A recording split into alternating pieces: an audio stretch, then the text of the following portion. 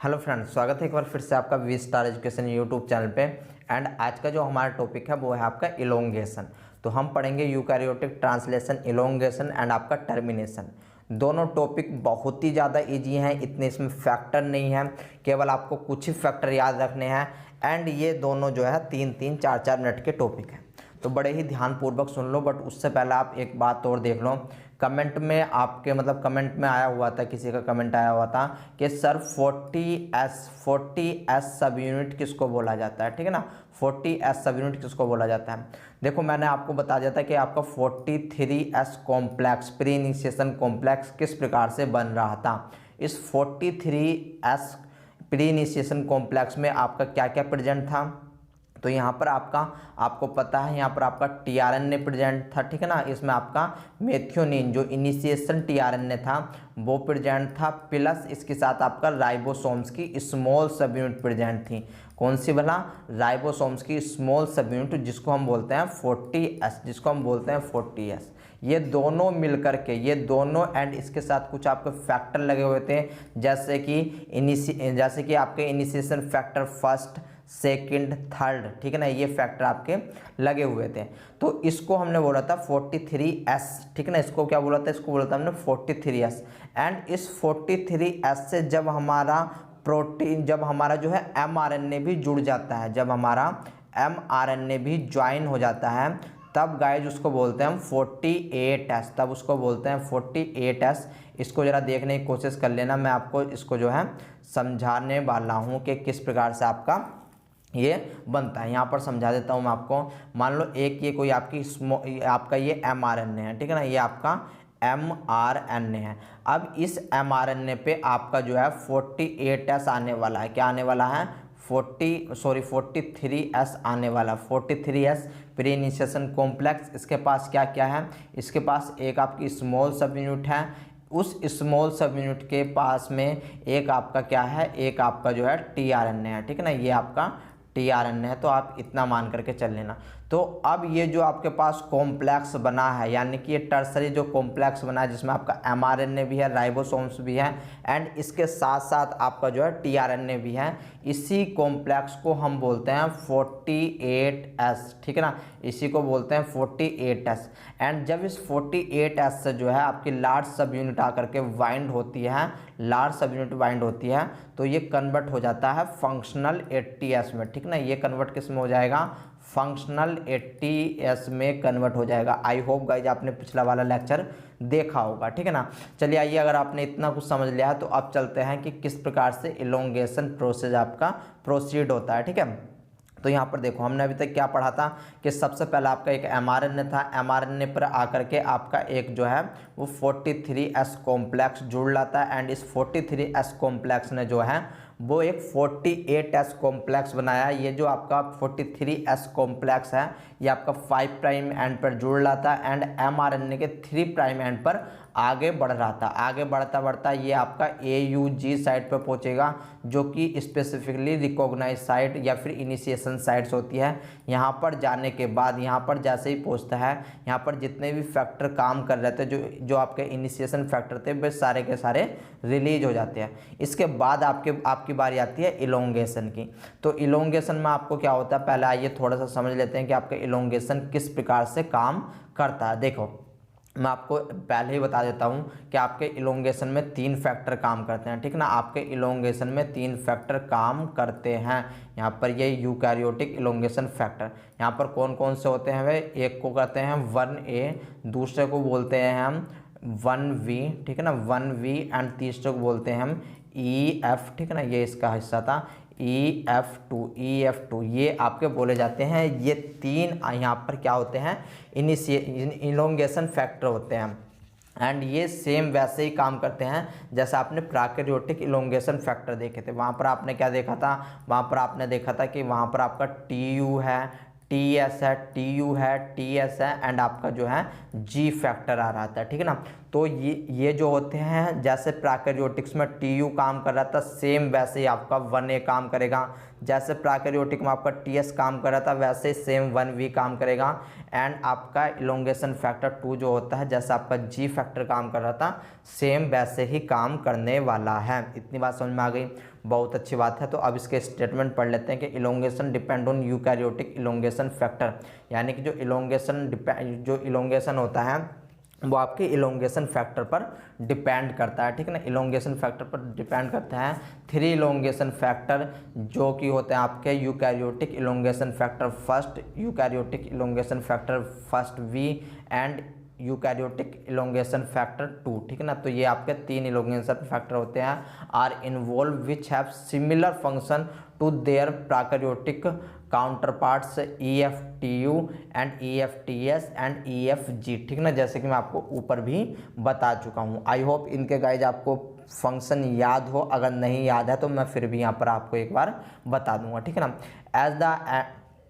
At the end of the initiation step, जब आपका initiation step and होता है, the mRNA is position so that next codon can be translated during the elongation stage of protein stage. मतलब क्या हो रहा है इस स्टेटमेंट का क्या मतलब है कि स्टार्टिंग में जब आपने इनिशिएशन देखा था तो पहला जो आपका अमाइनो एसिड tRNA या फिर चार्ज tRNA या फिर हम उसको मेथियोनिन tRNA बोल देते हैं, वो आपका P लोकेशन पर आकर के अटैच हो रहा था, ठीक है ना, P लोकेशन पर आकर के अटैच हो रहा था।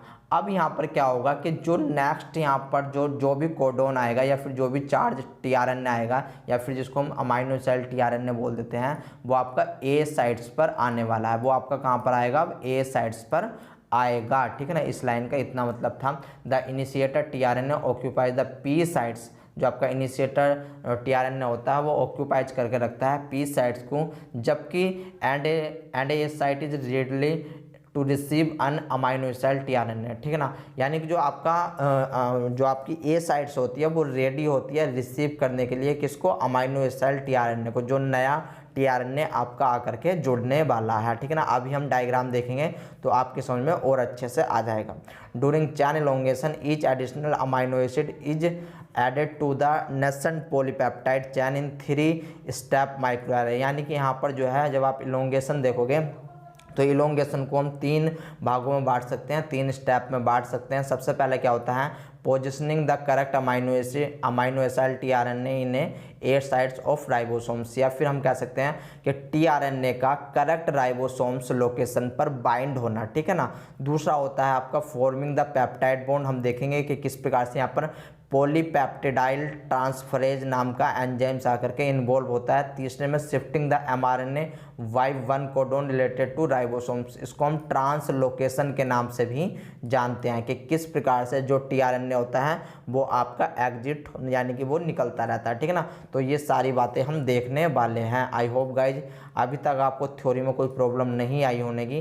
तो अब मैं चलता हूँ उसके कुछ प्रैक्टिकल पे, ठीक है ना, ये आपको मैं बाद में बताऊंगा। तो सबसे पहले मैं यहाँ पर आपको जो है कुछ बता देता हूँ, ठीक है ना, यहाँ पर कुछ बता देता हूँ कि आपका इलोंगेशन में क्या क्या होने वाला है। तो देखो हमने देखा था कि आपका ये mRNA है, ठीक है ना, ये mRNA है।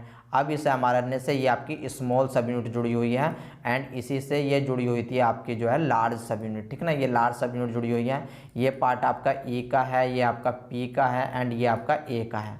तो इनिशिएशन में क्या हो रहा था कि इस वाली साइड पे आकर के आपका ऑलरेडी tRNA जुड़ा हुआ था, ठीक है ना, ये आपका tRNA जुड़ा हुआ था। तो अब एक न्यू अमाइनो एसिड tRNA आएगा। अमाइनो एसिड tRNA का मतलब क्या होता है कि जो आपका tRNA है वो चार्ज tRNA है, ठीक है ना, अमाइनो एसिड से चार्ज tRNA है। तो आपका कोई भी tRNA होगा तो ये मान लो ये कोई आपका tRNA है, ठीक है ना, ये आपका tRNA है।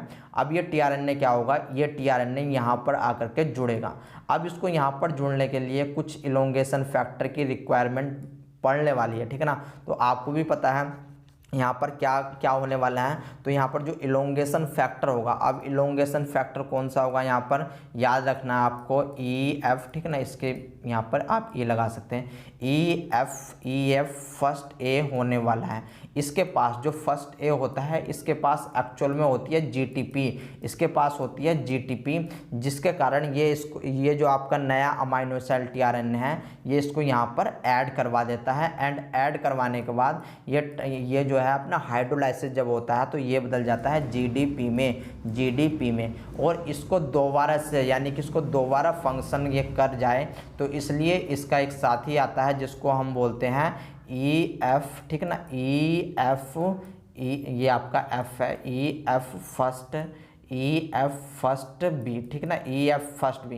एक्चुअल में इसके पास जीडीपी होती है, इसके पास क्या होती है, जीडीपी होती है। तो ये अपना एक इलेक्ट्रॉन इसको डोनेट कर देता है, तो यहाँ पर आकर के आपका दोबारा से ये जीटीपी गेन कर लेता है एंड किसी दूसरे अमाइनो एसिड को लेकर के आता है। ये वाला जो आपका फैक्टर है, जो आपका इलोंगेशन फैक्टर है, ठीक है ना। तो इसी को बोलते हैं आपका जो आपका अमाइनो एसिड है वो टीआरएनए पर आकर के बाइंड हो रहा है, ठीक ना, टीआरएनए पर बाइंड हो रहा है। ये आपका था फर्स्ट स्टेप। सेकंड स्टेप में क्या होता है कि यहाँ पर देखने की कोशिश करो, जैसे ही ये टीआरएनए यहाँ पर आया है तो अब इस टीआरएनए के ऊपर मान लो ये कोई अमाइनो एसिड लगा हुआ है, ये कोई अमाइनो एसिड लगा है, तो इन अमाइनो एसिड के बीच में आपका बॉन्ड बनना, बॉन्ड का फॉर्मेशन होना। यहाँ पर आपका एक एंजाइम्स काम करता है जिसको हम पेप्टिडाइल ट्रांसफरेज के नाम से बोलते हैं, ठीक है ना, पेप्टिडाइल ट्रांसफरेज नाम से बोलते हैं, आगे लिखा हुआ है। तो अब यहाँ पर क्या होगा कि ये जो अमाइनो एसिड है ये फुदक करके यहाँ पर आ जाएगा, ठीक है ना। मैं इसको आपको बना करके दिखा रहा हूँ। ये यहाँ से सारा का सारा गायब होने के बाद ये आपका क्या होगा कि आपका ये यहाँ पर आकर के लोकेट हो जाएगा। अब इसके बाद क्या होगा, ये आपका सेकंड स्टेप था। अब इसके बाद थर्ड स्टेप में क्या होने वाला है कि थर्ड स्टेप में होगा आपकी ट्रांसलोकेशन। ट्रांसलोकेशन में क्या होगा कि आपका जो ये टीआरएनए ये यहाँ पर ई साइड्स में जा करके पहुंच जाएगा, ठीक है ना। ये आपका टीआरएनए इधर के साइड में जाकर के पहुंच जाएगा एंड ये जो आपका बना हुआ है, अभी ये जो आपका बना हुआ है ये इधर खिसक जाएगा, यानी कि जो पहले ए पे था वो अब पी पे पहुंच जाएगा टीआरएनए, जो पी पे टीआरएनए था वो अब ई पे पहुंचने वाला है, ठीक है ना। तो इसको बोलते हैं ट्रांसलोकेशन, इसको बोलते हैं ट्रांसलोकेशन। इसके बाद कोई आपका दूसरा अमाइनो एसिड आएगा तो ये जो आपका टीआरएनए है ये यहाँ से निकल जाएगा, ठीक है ना, ये यहाँ से निकल जाएगा। यानी कि जो भी अब आपके अमाइनो एसिड आएंगे सबसे पहले आपका ए पे आने वाला है, फिर आपका पी पे आएगा, फिर आपका ई से निकल जाएगा, ठीक है ना। आपके जो अमाइनो एसिड रहेंगे एक्चुअल में अमाइनो एसिड आपके पी एंड ई के बीच में ही बॉन्ड बनाते रहेंगे, जबकि जो टीआरएनए है वो आपका निकल जाएगा। तो ये था आपका इलोंगेशन फैक्टर जो कि आपने समझा है। अब यहाँ पर ये थ्योरी लिखी हुई है जिसको हम 1 बाय 1 समझ लेते हैं। यहाँ पर क्या है कि binding of amino acid tRNA to A side, जो आपका नया अमाइनो एसिड टीआरएनए या फिर चार्ज टीआरएनए है वो आपका ए साइड से आकर के जुड़ेगा। किस प्रकार से, the ATS initiation complex contain made tRNA, जो आपका एटीएस कॉम्प्लेक्स होता है उसके पास पहले से ही मेड टीआरएनए या फिर हम इनिशिएशन टीआरएनए बोल देते हैं। इस इनिशिएशन टीआरएनए की क्या खासियत होती है मैं आपको बता चुका हूं कि इसके एंटीकोडोन पार्ट के पास में जीसी पेयरिंग होती है, जीसी पेयरिंग होती है इन द पी साइड्स, और ये आपका पी साइड्स पे प्रेजेंट होता है, जबकि A side is free, A sides आपकी खाली होती है। तो another amino acid tRNA is place in the A side, जो आपका कोई दूसरा अमाइनो एसिड आएगा वो अब कहाँ पर आएगा, वो आपका ए साइड्स पे आने वाला है। This require proper codon recognisation on the mRNA, यहाँ पर इसको प्रॉपर कोडोन की रिक्वायरमेंट होती है, ये नहीं कि तो आपका दूसरा कोई एंटी कोडोन आकर के जुड़ जाएगा कोडोन से, ठीक है ना। आपको पता होगा एंटी कोडोन आपके टीआरएनए में पाए जाते हैं, जबकि कोडोन जो होते हैं वे आपके एमआरएनए में पाए जाते हैं। On the mRNA and involvement of elongation factor first A, यानी कि यहाँ पर लिखा हुआ है कि आपका जो है आपका जो नया अमाइनो एसिड टीआरएनए आया है उसमें कौन हेल्प करेगा, उसमें आपका यूकैरियोटिक इलोंगेशन फैक्टर फर्स्ट ए काम करेगा, जिसके पास जीटीपी होती है जो कि एनर्जी प्रोवाइड कराती है, ठीक है ना। इसके बाद इस जीटीपी, जैसे ये जीटीपी हाइड्रोलाइसिस होगी तो ये कन्वर्ट हो जाएगा ईएफ फर्स्ट ए जीडीपी में, जैसे कि मैंने आपको आगे बताया। फिर इसको जीटीपी में दोबारा से कन्वर्ट करने के लिए एक न्यू फैक्टर आएगा जिसको बोलते हैं ईएफ फर्स्ट वी, जिसको बोलते हैं ईएफ फर्स्ट वी, ये आपका फैक्टर आएगा, ठीक है ना। The amino acid tRNA is place in A sides, इस प्रकार से जो है आपका जो नया अमाइनो एसिड टीआरएनए आया है वो आपका ए साइड्स पे प्लेस हो जाएगा। Elongation factor first A and GTP are recycle to bring another amino acid tRNA, और जो ये प्रोसेस होता है ये आपका चलता रहता है, यानी कि रिपीट होता रहता है, रिसाइकलिंग होती रहती है। तो इतनी बात आपको याद होगी। तो मतलब अब आपकी समझ में आया होगा कि किस प्रकार से आपका अमाइनो एसिड की बाइंडिंग हो रही है। सेकंड नंबर पर आ जाता है आपका पेप्टाइड बॉन्ड का फॉर्मेशन। अब यहाँ पर पेप्टाइड बॉन्ड का फॉर्मेशन कैसा होता है, यहाँ पर आपका एक एंजाइम्स काम करता है जिसको बोलते हैं हैं पेप्टिडाइल ट्रांसफरेज, जिसको बोलते हैं पेप्टिडाइल ट्रांसफरेज। एक्चुअल में ये पेप्टिडाइल ट्रांसफरेज क्या कराता है, आई होप आपको जो है याद हो, एक अमाइनो एसिड का डायग्राम, एक अमाइनो एसिड का डायग्राम याद हो। यहाँ पर क्या होता है, अगर इसको सही से आप देखने की कोशिश करोगे तो यहाँ पर कुछ इस प्रकार से, मैंने आपको पेप्टाइड बॉन्ड बताया था, पेप्टाइड बॉन्ड एक प्रकार का आपका कोवेलेंट बॉन्ड होता है, इसको ही हम एमाइड बॉन्ड के नाम से भी जानते हैं। एंड इसका जो नेचर होता है वो पार्शली डबल बॉन्ड का होता है। ये बात भी आपको मैंने बायोकेमिस्ट्री में बता रखी है, समझा रखी है, ठीक है ना। तो आपको इतनी बात पता होनी चाहिए। तो यहाँ पर जो बॉन्ड बनता है, यहाँ पर जो बॉन्ड बनता है उसके लिए एक एंजाइम्स की जरूरत होती है ट्रांसलेशन प्रोसेस में, जिसको बोलते हैं पेप्टिडाइल ट्रांसफरेज। याद रख लेना, इस एंजाइम से, ये एंजाइम से पूछा जा चुका है, ठीक है ना। पेप्टिडाइल ट्रांसफरेज नाम का एंजाइम्स होता है एंड यहाँ पर जो है ये जो है फंक्शन परफॉर्म करता है। याद रख लेना, जब आपका जो है पेप्टाइड बॉन्ड बनता है तब यहाँ पर आपका एक H2O बाहर निकलता है, एक बॉन्ड एक H2O बाहर निकलेगा। H2O का मोलिकुलर वेट आपका 18 होता है, ठीक है ना, 18 डाल्टन होता है। आपको इतनी बात भी याद रखनी है, ठीक है ना। बाकी और मैंने आपको बायोकेमिस्ट्री में काफ़ी अच्छे से बता रखा है। तो यहाँ पर देखो, इसको देखने की कोशिश करो। The enzymes peptidyl transferase catalyse the formation of peptide bond, यानी कि जो आपका पेप्टाइड बॉन्ड होता है उसमें आपका एक एंजाइम्स काम करता है जिसको बोलते हैं peptidyl transferase. The activity of this lies on 28S, very very important. जो आपका ये पेप्टाइड बॉन्ड बनाता है, याद रख लेना, जो पेप्टाइड बॉन्ड बनता है वो आपकी लार्ज सब यूनिट पे बनता है। कहाँ पर बनता है, लार्ज सब यूनिट पर बनता है। अगर मैं प्रोकैरियोटिक्स की बात करूं तो प्रोकैरियोटिक्स में ये आपका कौन बना रहा था, तो 50 में आपका क्या पढ़ा जाता है, 23, यानी कि 23S सब यूनिट जो थी, जो 23S rRNA, ठीक है ना। यहाँ पर याद रख लेना srRNA ये एज ए एंजाइम्स का काम करती है, एज ए एंजाइम्स का काम करती है ट्रांसलेशन में। इसलिए इस rRNA को हम राइबोजाइम्स के नाम से भी जानते हैं, ठीक है ना। इसको हम राइबोजाइम्स के नाम से भी जानते हैं, यानी कि ये RNA एक ऐसा RNA होता है जो कि एंजाइम्स की तरह काम करता है। जबकि अगर मैं बात करूँ यूकैरियोटिक्स में, तो यूकैरियोटिक्स में लार्ज सब यूनिट जो होती है वो 60 होती है एंड 60 में पाया जाता है आपका 28S, ठीक है ना। 28S पे ही आपका पेप्टाइड बॉन्ड जो फॉर्मेशन होता है वो करवाता है। तो यहाँ पर जो है आपका 28S rRNA जो होता है एज ए राइबोजाइम की तरह काम करता है। आपको इतनी बात याद रखनी है, बस इससे ज़्यादा बात याद नहीं रखनी है, ठीक है ना। The activity of this enzymes lies on 28S RNA of 60 ribosome subunit. It is there for the rRNA, ठीक है ना। It is there for the rRNA not protein. ये आपका एक प्रकार का rRNA है जिसको रेफर करते हैं टू एज ए राइबोजाइम्स, जिसको हम राइबोजाइम्स प्रोनाउंसिएट करते हैं, that catalyse peptide bond formation, जो कि आपका पेप्टाइड बॉन्ड फॉर्मेशन में हेल्प करता है, ठीक है ना। इसके बाद net result of peptide bond formation is the attachment of the growing peptide chain to the tRNA in A sites, ठीक है ना। तो आपको आई होप इतनी बात याद हो गई होगी कि आपका पेप्टाइड बॉन्ड का फॉर्मेशन किस प्रकार से हो रहा होगा। इसके बाद नेक्स्ट स्टेप आता है जिसको हम बोलते हैं ट्रांसलोकेशन। एक्चुअल में इसमें ट्रांसलोकेट क्या होता है, the ribosomes moves to the next codon of the mRNA into 3' end, ठीक है ना। आपका 3' एंड की तरफ जो राइबोसोम्स होता है वो बढ़ता रहता है। इसी बढ़ने को आपका ट्रांसलोकेशन बोला जाता है। This process called translocation involve the movement of growing peptide chain from A site to P site, यानी कि आपका जो है ए साइड से आपका जो है पी साइड तक बढ़ता रहता है। इस प्रकार से पीछे, मतलब ये तो आपको लगेगा कि tRNA पीछे जा रहा है, लेकिन ये जो है आपका आगे की तरफ बढ़ता रहता है, ठीक है ना।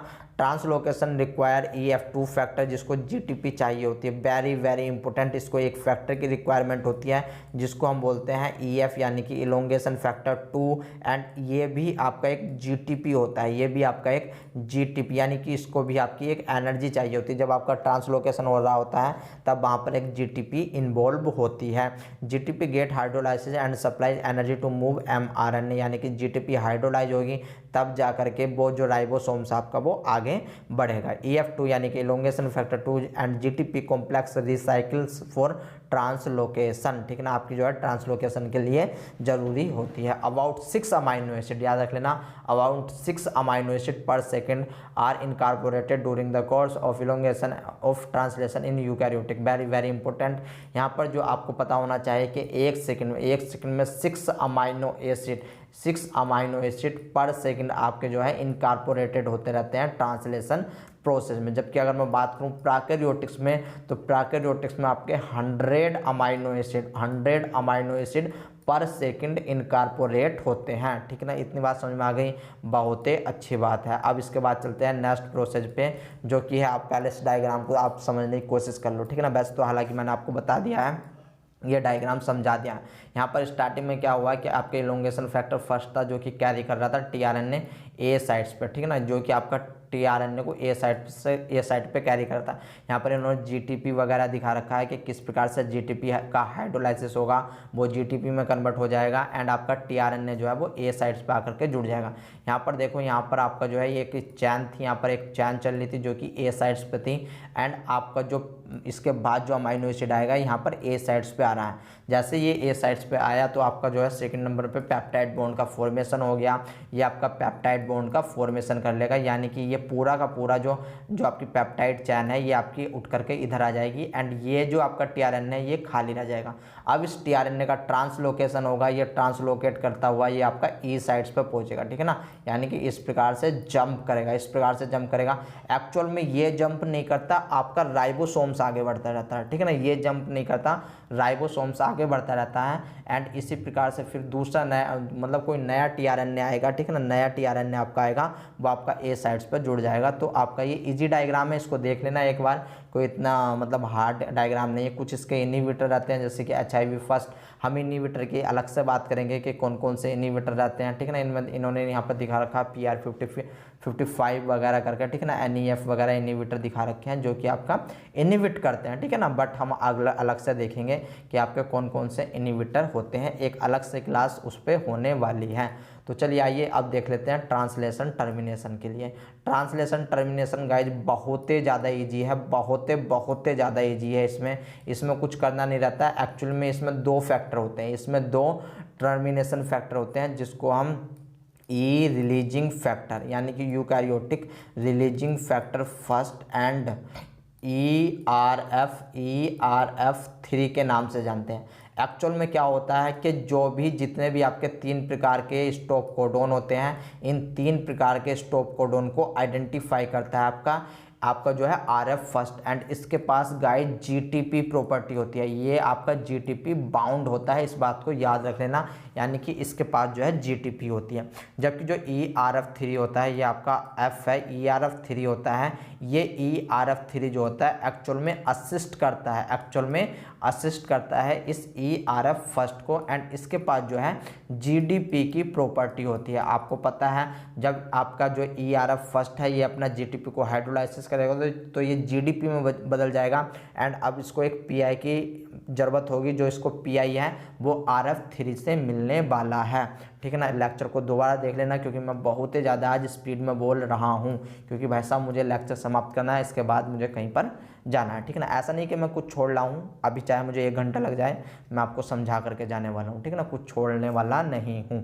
ठीक है, इतनी बात समझ में आ गई, बहुत ही अच्छी बात है। अब देखो कुछ स्टेटमेंट के थ्रू समझते हैं इसको, क्या आपका क्या लिखा हुआ है। Translation termination take place within the end of the coding sequence is reached by the ribosomes and stop codon. यानी कि जब आपका ट्रांसलेशन टर्मिनेशन कब होगा, जब आपका जो आपके mRNA जो आपकी प्रोटीन की सिंथेसिस होती है, पॉलीपेप्टाइड बनने थे, वहाँ पर एंड साइड में आपका क्या जाए UAA UAG या फिर UGA, ये नॉनसेंस आपके जो है कोडोन आ जाए, जिसको हम स्टॉप कोडोन भी बोलते हैं। ये आपके कहाँ पर आने चाहिए, ए साइड्स पर आने चाहिए। जैसे ये ए साइड्स पर आएंगे इनको आइडेंटिफाई करा जाएगा ERF फर्स्ट के द्वारा। इनमें से कोई सा भी एक आपका जो है स्टॉप कोडन आ जाए उसको आइडेंटिफाई करा जाएगा ERF फर्स्ट के द्वारा। जबकि हम प्रोकैरियोटिक्स में क्या देख रहे थे कि वहाँ पर तीनों फैक्टर एक साथ काम कर रहे थे, यानी कि तीनों फैक्टर आइडेंटिफाई करने का काम कर रहे थे, चाहे फर्स्ट हो, सेकेंड हो या फिर थर्ड हो। लेकिन यहाँ पर अकेला आइडेंटिफाई कौन कर रहा है, ERF फर्स्ट कर रहा है। ठीक है ना, एंड इस ERF फर्स्ट के पास हाई फिडेलिटी होती है। ठीक है ना, हाई फिडेलिटी स्टॉप कोडोन होता है, इस बात को याद रख लेना। यहाँ पर जो फैक्टर काम करेगा गाइज, वेरी इंपॉर्टेंट, इस बात को आपको याद रखना है। यहाँ पर आपका फैक्टर जो है ERF फर्स्ट काम कर रहा है। बाकी यहाँ पर इतना कुछ लिखा हुआ नहीं है, बट फिर भी मैं इसको आपका जो है 1 by 1 पढ़ूंगा। Translation termination take place within the end of the coding sequence, यानी कि जो आपका कोडिंग सीक्वेंस चल रहा होता है उसके एंड में होता है is reached bye the ribosomes. जब राइबोसोम्स आपके जो है एंड पर पहुंच जाता है वहाँ पर राइबोसोम्स को एक स्टॉप कोडोन मिलता है एंड वो स्टॉप कोडोन जब ए साइट्स पर आ जाता है तब आपका टर्मिनेशन प्रोसेस स्टार्ट हो जाता है। Termination is in eukaryotic is catalyse by 2 protein, आपकी 2 प्रोटीन से होता है। एक होती है आपकी ERF फर्स्ट, दूसरी होती है ERF 3 that appear to collaborate in the process, यानी कि ये क्या काम करती है, ये एक साथ काम करती है, ये आपकी एक साथ काम करती है। जबकि प्रोकैरियोटिक्स में हमने देखा था जो आपकी 3 प्रोटीन थी ERF first, ERF second, ERF third, वे आपकी अलग अलग काम कर रही थी। तो आपको इतनी बात याद रखना है, ठीक ना। The class first factor ERF is responsible for high fidelity stop codon recognisation and peptidyl tRNA hydrolyse, यानी कि जो आपका ERF फर्स्ट होता है वो एक्चुअल में जो आपके स्टॉप कोडोन होते हैं उनको पहचानता है। पहचानने के बाद क्या करता है, पहचानने के बाद जो इसके पास GTP होती है, GTP को हाइड्रोलाइसिस करके वो GDP में कन्वर्ट कर देता है। इसके बाद द क्लास 2 फैक्टर, जो आपके क्लास 2 फैक्टर होते हैं ERF 3, इस जो आपका क्लास 2 फैक्टर होता है उसको ERF 3 बोला गया है, ठीक है ना। इस ट्रांसलेशन GTPase, यानी कि इसके पास ग्वाइनिन एक्सचेंज प्रॉपर्टी होती है that is more closely related to EFTU than EFG, ठीक है ना। यानी कि ये इसकी प्रॉपर्टी कैसी होती है, इसकी प्रॉपर्टी आपको EFTU के जैसी देखने को मिलने वाली है। यानी कि जिस प्रकार से EFTU जो क्या काम कर रहा था कि वो एक PI डोनेट कर रहा था, तो ये भी आपका एक PI डोनेट करने वाला है क्योंकि इसके पास GTPase की प्रॉपर्टी होती है। It is a GTP hydrolysis process, जो टर्मिनेशन होता है वो आपका GTP हाइड्रोलाइसिस प्रोसेस होता है। Dissociation of GTP from ERF3 is slow by ERF first winding of the ribosomes, and as such ERF has been proposed to play the role of a GTP dissociation inhibitor। अब आपकी समझ में आया होगा ये termination, ठीक है ना, कि इस टर्मिनेशन में क्या है, ठीक है ना। ज़्यादा इस थर्ड वाले जो सबसे लास्ट में आपका स्टेप लिखा हुआ है उस पर वरी मत करना, ठीक है ना। तो आपका जो है मेन चीज़ यही था, आपको ये समझ में आ गया। अब इसके बाद लास्ट एक प्रोसेस आता है। देखो होता क्या है, यहाँ पर मैं आपको समझाने की कोशिश करता हूँ। यहाँ पर एक्चुअली मैं वो डायग्राम ला नहीं पाया, ठीक है ना, मैंने यहाँ पर डाउनलोड ही नहीं करा। तो यहाँ पर क्या होता है मैं आपको समझा देता हूँ टर्मिनेशन में, ठीक है ना, आप समझ जाओगे इजीली। मान लो ये कोई आपका mRNA था, mRNA पे ये लार्ज सब यूनिट, ये आपकी स्मॉल सब यूनिट थी, एनगाइड ये थी आपकी लार्ज सब यूनिट, ठीक है ना। यहाँ पर आपकी साइड्स पाई जाती EPA, ठीक है ना, EPA साइड्स पाई जाती। तो यहाँ पर आपके जो tRNA थे वे tRNA भी पाए जाते। इस tRNA पे आपकी ये जो थी अमाइनो एसिड जुड़े हुए थे by the help of peptide bond. अब यहाँ पर क्या होगा, मान लो ए साइड्स पे अगर आपका UAA, UAG या फिर UGG अगर आपका आ गया तो इनको स्टॉप कोडोन बोलते हैं। ये आपका जैसे ही ये साइड्स पे आएगा इसको रिकॉग्नाइज कर लेंगे आपका ERF फर्स्ट के द्वारा ये रिकॉग्नाइज कर लिया जाएगा। एंड यहाँ पर इसके पास GTP प्रॉपर्टी होती है। ये जैसे ही आपका जो है यहाँ पर इसको रिकॉग्नाइज करेगा वैसे ही आकर के ERF जो है यहाँ पर लग जाएगा, ठीक है ना, ERF लग जाएगा। एंड ERF अपनी शक्ति से जो इसके पास GTP है, ये जितना भी आप देख रहे हो यहाँ पर tRNA को जो है tRNA को आगे सर्कल, यानी कि ये जो ERF होता है एक्चुअल में क्या काम करता है याद रख लेना। ये एक्चुअल में जो यहाँ पर पेप्टिडाइल बॉन्ड बनना है, यहाँ पर पेप्टिडाइल बॉन्ड बनना है, पेप्टिडाइल ट्रांसफरेज नाम का एंजाइम्स काम कर रहा है, एक्चुअल में उस बॉन्ड को ब्रेक कर देता है, उस बॉन्ड को यहाँ पर ये ब्रेक कर देता है। ये काम होता है ERF फर्स्ट GTP का। इसके बाद ये यहाँ से हट जाता है, हटने के बाद क्या होगा, इसको हेल्प करेगा ERF फर्स्ट, ये आपका A है, ठीक है ना, फर्स्ट A है, इसको हेल्प करेगा ERF फर्स्ट भी, जो कि एक PI इसको डोनेट करेगा। एंड ये दोबारा से आपका चेंज हो जाएगा ERF फर्स्ट में, फिर ये कहीं और पर अपना काम परफॉर्म करने वाला है। इसके बाद क्या होगा, इसके बाद गाइज मैंने आपको बताया था फिफ्थ स्टेप कि आपका राइबोसोम्स की रिसाइकलिंग होगी, राइबोसोम्स की रिसाइकलिंग होगी। एक्चुअल में क्या होता है कि एक्चुअल में ये ERF फर्स्ट जो होता है ये ही रेस्पॉन्सिबल होता है इस पूरे लार्ज सब यूनिट को अलग कर देगा, स्मॉल सब यूनिट को अलग कर देगा, mRNA को अलग कर देगा, यानी कि तीनों पोर्शन आपके अलग हो जाएंगे साइटोसोल में एंड साइटोसोल में, उसके बाद ये डिग्रेड हो जाएंगे, ठीक है ना, उसके बाद ये डिग्रेड हो जाएंगे। तो यहाँ पर लास्ट स्टेप क्या है, राइबोसोम्स रिसाइकलिंग। राइबोसोम्स की रिसाइकलिंग किस प्रकार से होती है, after the release of polypeptide and the release factor of the ribosomes is still bound to the mRNA, यानी कि जब आपका mRNA से जो पॉलीपेप्टाइड है वो रिलीज हो जाते हैं, फैक्टर जो है वो रिलीज हो जाते हैं, तब भी क्या होता है कि राइबोसोम्स बाउंड होता है, is left with 2 acylated tRNA, ठीक है ना। और ये जो राइबोसोम्स रिसाइकलिंग हो रही है, राइबोसोम्स की मतलब रिसाइकलिंग हो रही है, इसका मतलब है कि जब आपका राइबोसोम्स निकलेगा, जब आपका राइबोसोम्स निकलेगा तो याद रख लेना P एंड E साइड पे आपका जो है tRNA प्रेजेंट होंगे, बट वे अनचार्ज होंगे। वे कैसे होंगे, वे आपके अनचार्ज होंगे, क्योंकि जो आपके अमाइनो एसिड हैं वे आपके अब जो है अलग निकल चुके हैं पॉलीपेप्टाइड की, जो आपका पॉलीपेप्टाइड जहाँ पर आपका ब्रेकडाउन हुआ, जो आपका ERF फर्स्ट ने किया उसके थ्रू, ठीक है ना। इसके बाद देखो the participate in a new round of polypeptide synthesis, यानी कि जब आपकी न्यू पॉलीपेप्टाइड सिंथेसिस होगी, these mRNA and tRNA must be released and ribosomes must be dissociation into small and large subunit।